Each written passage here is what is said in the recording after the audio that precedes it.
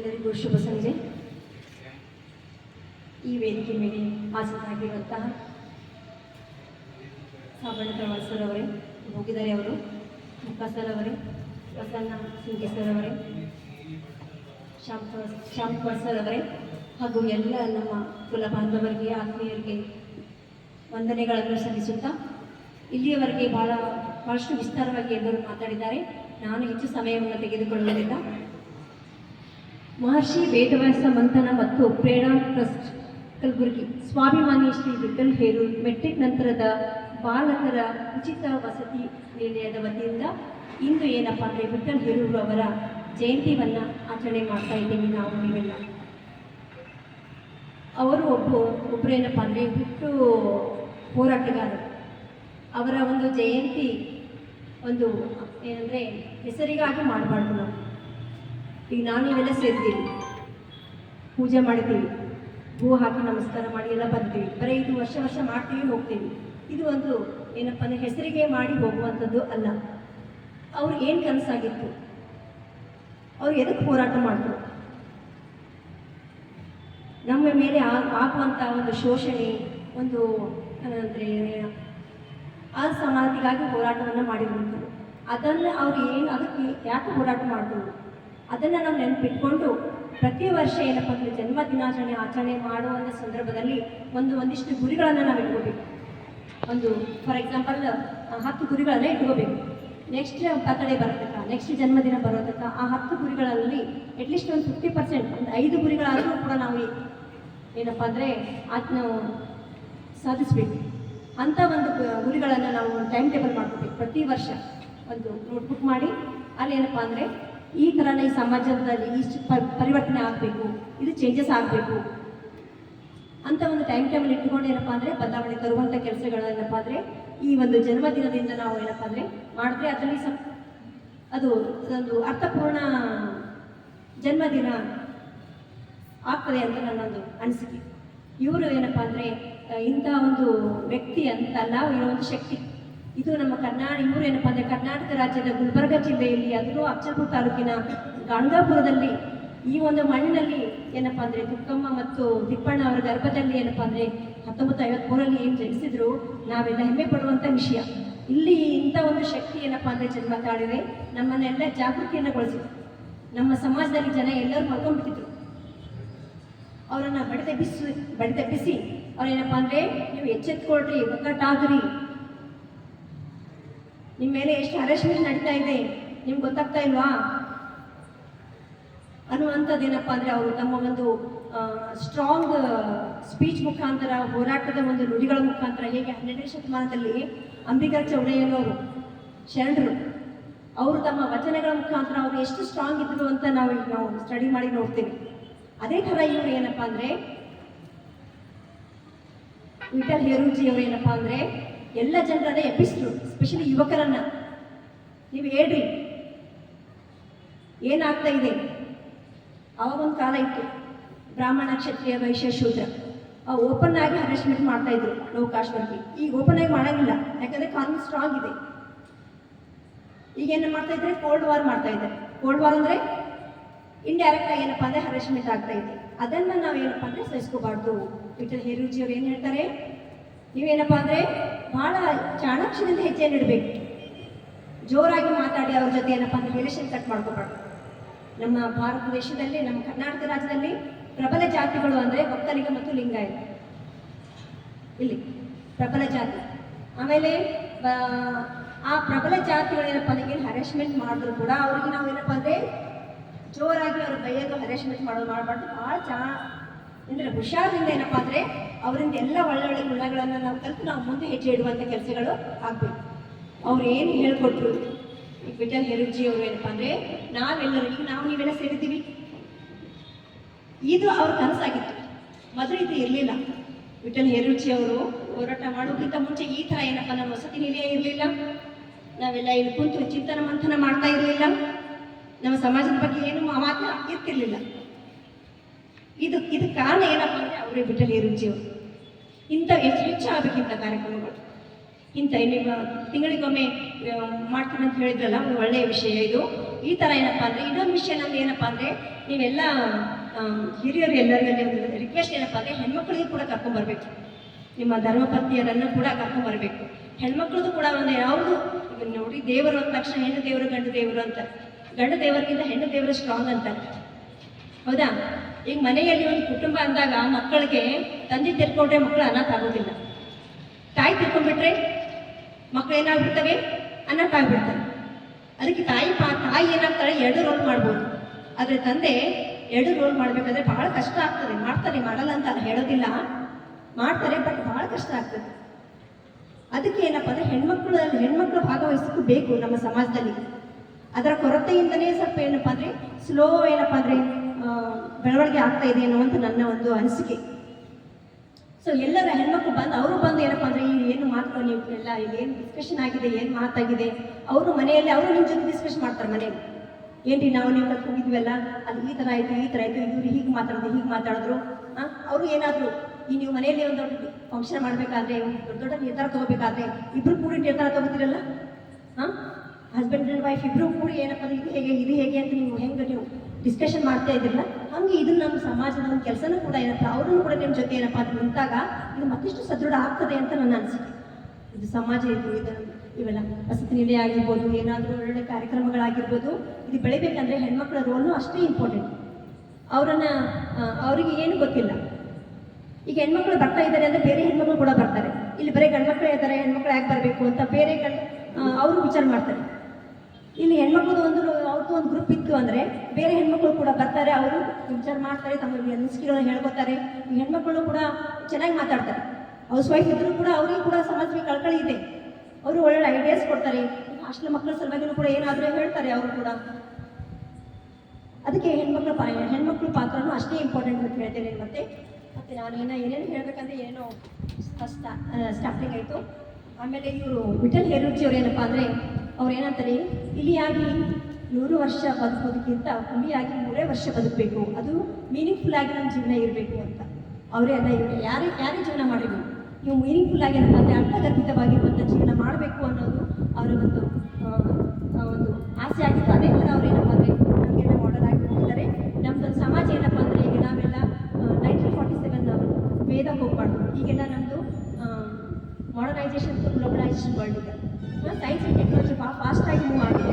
ಈಗ ನಮ್ಮ ಸಮಾಜನೂ ಕೂಡ ಡಿಜಿಟಲ್ ಸಮಾಜ ಆಗಬೇಕು. ಮೋದಿಜಿಯವ್ರು ಹೇಗೆ ಹೇಳ್ತಾರೆ, ಹೌದಾ? ಈಗ ಡಿಜಿಟಲ್ ಇಂಡಿಯಾ ಅಂತ ನಾವು ಹೇಳ್ತೀವಿ.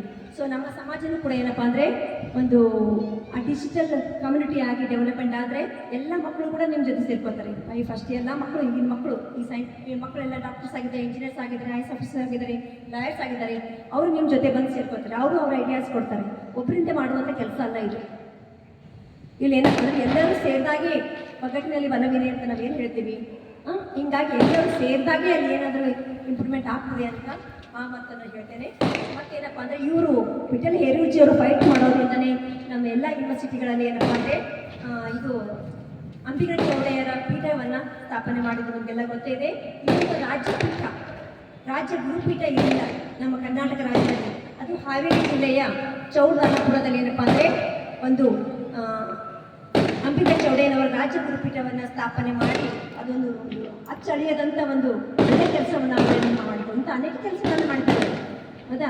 ಅದನ್ನು ನಾವು ಏನಪ್ಪ ಅಂದರೆ ಮುಂದುವರಿಸಿಕೊಂಡು ಹೋಗುವಂಥ ಕೆಲಸಗಳು ಮುಂದಿನ ದಿನಗಳಲ್ಲಿ ಆಗಬೇಕು. ಇವರು ಗ್ರಾಮ ಮಟ್ಟದಲ್ಲಿ ಅಷ್ಟೇ ಬೆಳೆಯದೆ ನಗರದಲ್ಲಿ, ಆಮೇಲೆ ಜಿಲ್ಲೆಯಲ್ಲಿ, ರಾಜ್ಯ ಮಟ್ಟದಲ್ಲಿ ಒಳ್ಳೆಯ ಒಂದು ಹೆಸರನ್ನು ಮಾಡಿ ಹೋಗಿರುವಂಥವರು.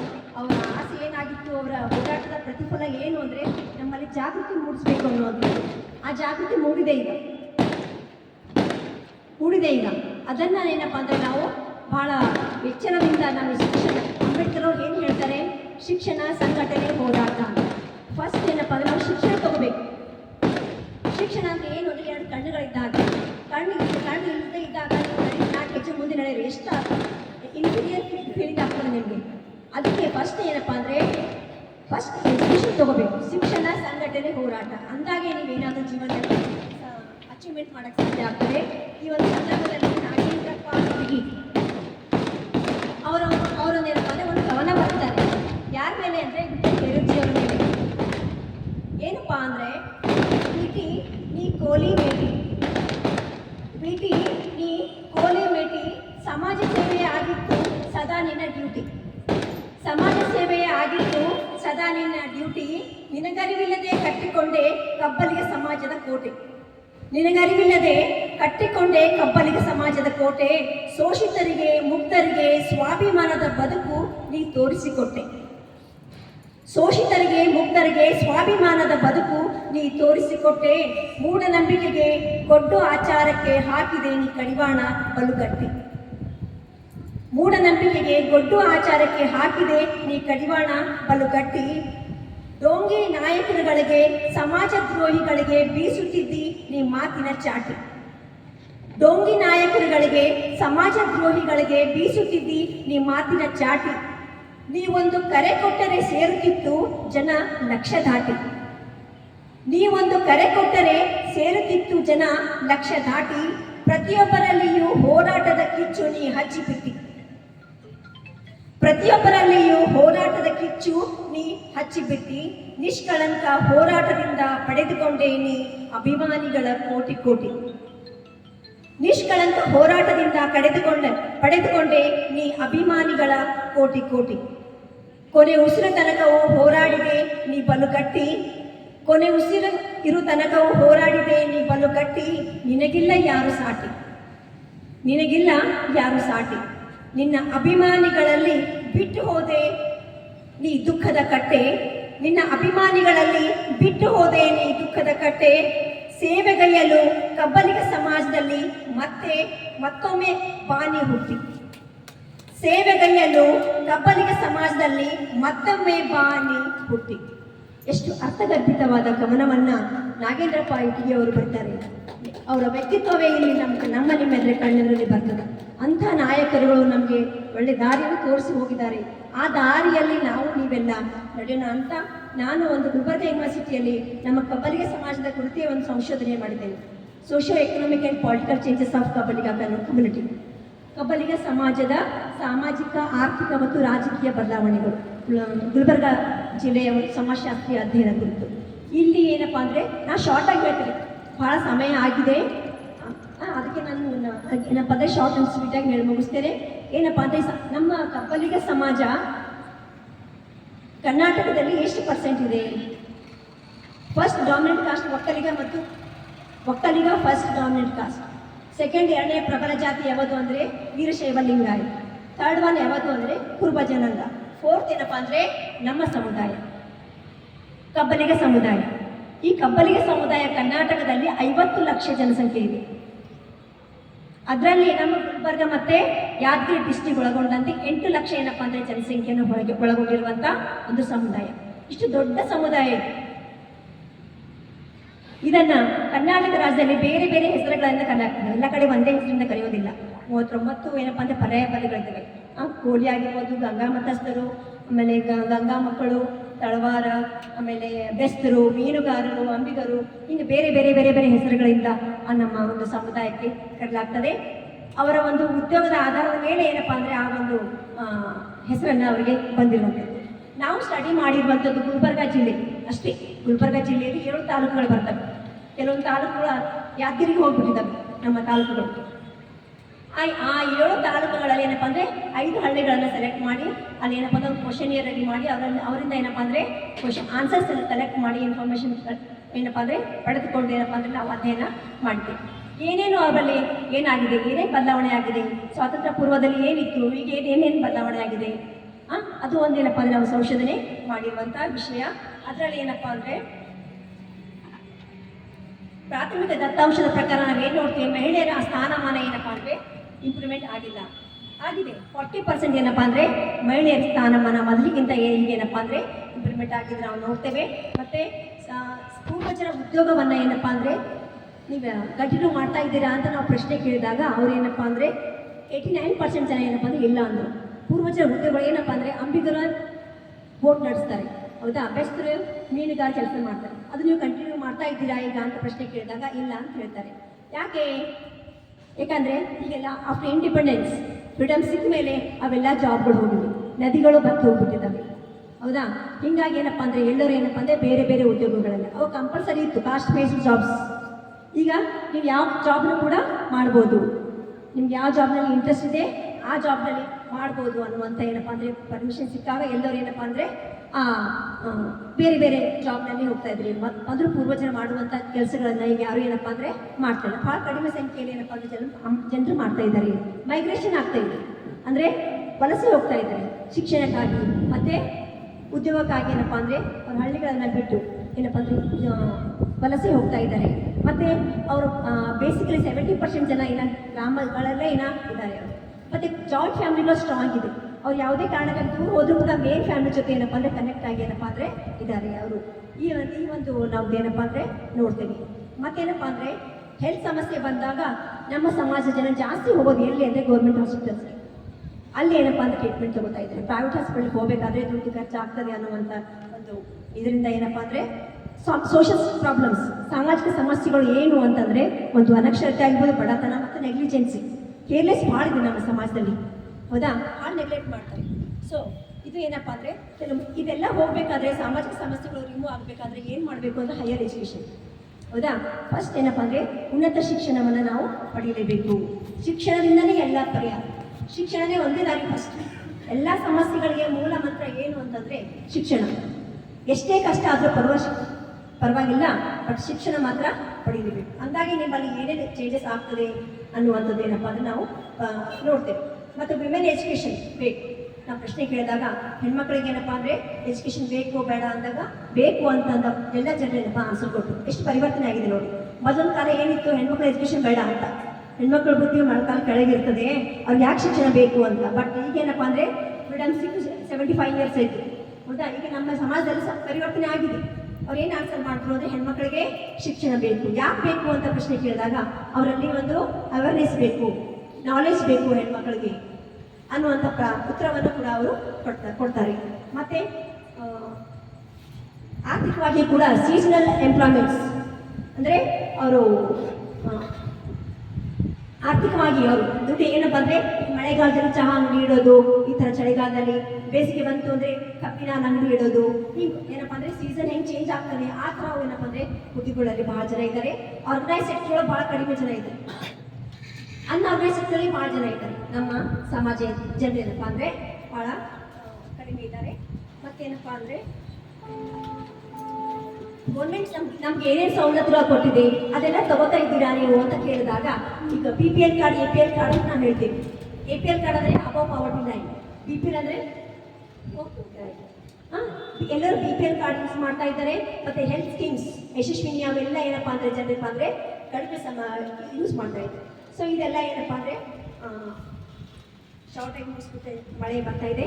ಮತ್ತು ಸಲಹೆಗಳು ಏನಪ್ಪ ಅಂದರೆ ಮಕ್ಕಳು ಎರಡೇ ಆಗಬೇಕು. ಭಾಳ ಮಕ್ಕಳಿದ್ರೆ ಏನಪ್ಪ ಅಂದರೆ ಸಮಸ್ಯೆಗಳು ಉಂಟಾಗ್ತವೆ. ಮತ್ತೇನಪ್ಪ ಅಂದರೆ ಆಯಿತು, ಇನ್ನೊಂದೇನಪ್ಪ ಅಂದರೆ ನಾವು ಹಿಂದೆ ಹೋದರು ಅಂತ ಬೇಡ, ನಾವೆಲ್ಲ ಮುಂದೆ ಬರಬೇಕು. ನಾವು ಬ್ರಾಹ್ಮಣರು ಹರೆಸ್ಮೆಂಟ್ ಮಾಡ್ತಾರೆ, ಲಿಂಗಾಯತ್ ಹರೆಸ್ಮೆಂಟ್ ಮಾಡ್ತಾರೆ ಅಂತ ಬೇಡ. ನಾವು ಬ್ರಾಹ್ಮಣರು ಓದ್ತಾರೆ, ಸೀಟ್ ತೊಗೋತಾರೆ, ನಾವೇನು ಮಾಡ್ತೀವಿ, ಅವ್ರ ಕೆಲಸ ಅವ್ರು ಮಾಡ್ತಾ ಇದ್ದಾರೆ. ನಮ್ಮ ಕೆಲಸ ನಾವು ಮಾಡಬೇಕಲ್ಲ, ನಾವು ಓದಬೇಕು, ನಾವು ಬರಬೇಕು, ನಾವು ಸೀಟ್ ತೊಗೋಬೇಕು. ಅದಕ್ಕೆ ನಮ್ಮ ಕೆಲಸ ನಾವು ಮಾಡಬೇಕಂತ ಹೇಳ್ತೇನೆ. ಮತ್ತು ಇನ್ನೊಂದೇನಪ್ಪ, ಮಳೆ ಬರ್ತಾ ಇದೆ, ಭಾಳ ಕಡಿಮೆ ಸಮಯ ಇದೆ. ಇನ್ನೊಮ್ಮೆ ಎಲ್ಲರಿಗೂ ವಂದನೆಗಳ ಸಹಿತ ನಾನು 2 ಮಾತು ಮುಗಿಸ್ತೇನೆ. ಧನ್ಯವಾದ.